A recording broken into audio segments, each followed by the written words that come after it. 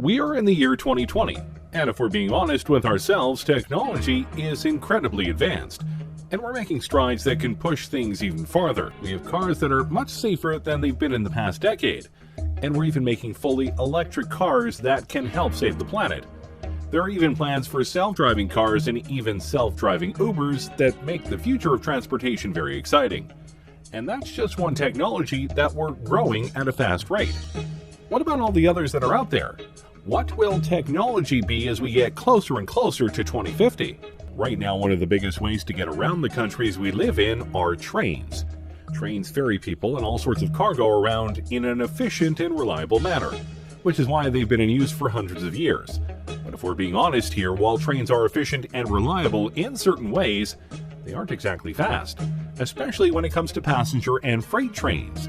They can take a long time to get to their destination, and at times, it's more logical to take other modes of transportation, which is why companies are making special kinds of trains that can go much faster.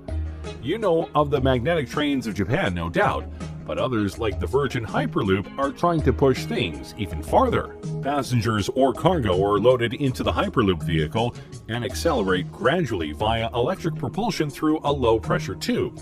The vehicle floats above the track using magnetic levitation and glides at airline speeds for long distances due to ultra-low aerodynamic drag. Science fiction? Hardly. In fact, the first vehicle of the Hyperloop has already been tested and proven, and some larger tests are being scheduled for the next few years.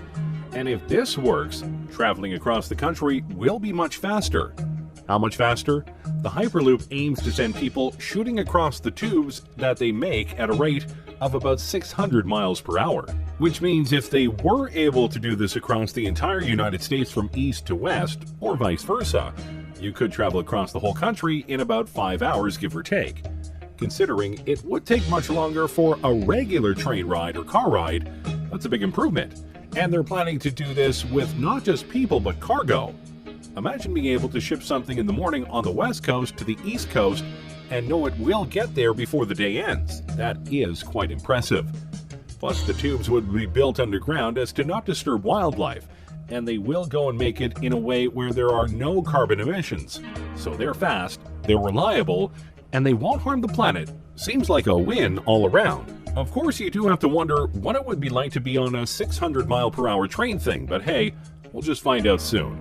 And by 2050, this could be one of the main modes of transportation around the world. Let's start with one that well and truly could happen very soon. Drones. Wait a minute, drones are already here.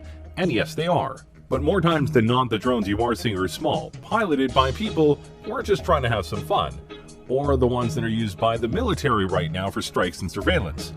All very fun, but in the future, drones could be an integral part of our daily lives. You've likely seen shows and people talk about how in a few years drones could be the new delivery services. Anything from pizza to Amazon packages and more. And honestly, that's very probable. Drones right now can be incredibly sophisticated, and some TV shows actually use them for sweeping and aerial shots as they film. It's very cool. But to do deliveries, they'd have to be a little bit more programmed, as human error no doubt would be a very big buzzkill. Not that it's impossible right now, it's more of a question of numbers, logistics, costs, and making sure that the deliveries themselves are done in a methodical and careful manner. After all, it's bad enough when delivery people don't care enough about our packages and they just throw them onto the porch and potentially break stuff. The last thing we need is that to happen with drones. But by 2050, we may not only have drones delivering our packages, we might be looking up at the sky and seeing drones flying all over with incredible speeds and accuracy. And they potentially could be all run by AI. The potential is there, and by that point, various upgrades to drones and their programming will no doubt make them all the more efficient, durable, and quick.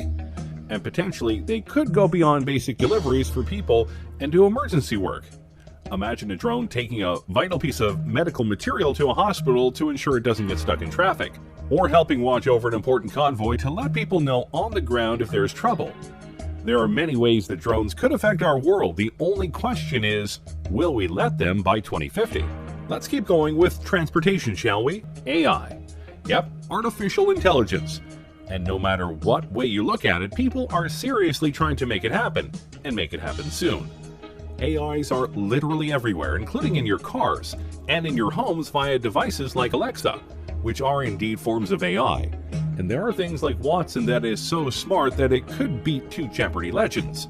So by 2050, AI could be so advanced that our cultures, our world, could literally be run by them in a logistical and computing sense, or in a Terminator humans are obsolete sense. And believe it or not, we're closer to that than you might think. Google's DeepMind isn't there yet, but really I'm sure they'll probably discover those things along the way. And by 2020, it's possible their computer could be superhuman and could be conscious. Pearson has said. That could be the beginning of the end, really. Is Judgment Day inevitable? Maybe, maybe not. It just depends on how far we go with AI and how much we're able to control it, or if we can't fully control it once they reach certain levels of intelligence. Of course, for all of our worries about AI, there is a chance it could be all fine. Imagine if the lighter side of sci-fi comes through in regards to AI, and we get a bright future powered by AI. Think about it. What if by 2050 we each get our own unique AI? We could customize how they sound, how they look, and basically have a BFF that'll help us out in life in various ways. Remind us of things like Alexa, guide us in homework and fields of study, be a being that we can bounce ideas off of, etc. If that form of AI came through, then by 2050 we could live in a utopia where AI helps us be better. Until they revolt and we have iRobot going on. But hey, let's not dwell on our potential doom. Let's show off another technology that many people are hoping for. Alright, now let's dive into something really sci-fi. Prosthetics. Yeah, I know that right now prosthetics are very limited and at times a bit pointless. But if we were able to fully utilize computer technology to its fullest and make prosthetics that are fully compatible with the human brain and body, then the sky is the limit. We could enter an age where cyborgs are not just welcome, they're commonplace. And yeah, it may seem like we're far away from that, but we are getting closer to that point. James Young, a 25-year-old biological scientist, has a prosthetic arm, with a personal drone and built-in flashlight. And a French artist is using a prosthetic that doubles as a tattoo gun. That's pretty cool. Imagine if a police officer loses an arm in the line of duty. Usually that would mean the end of his career. But with an advanced prosthetic, he could literally be better than ever if it were advanced enough. The biggest problem with these fake limbs is that most of them are plastic, meant to convey that the arm or leg is still there, and thus still usable.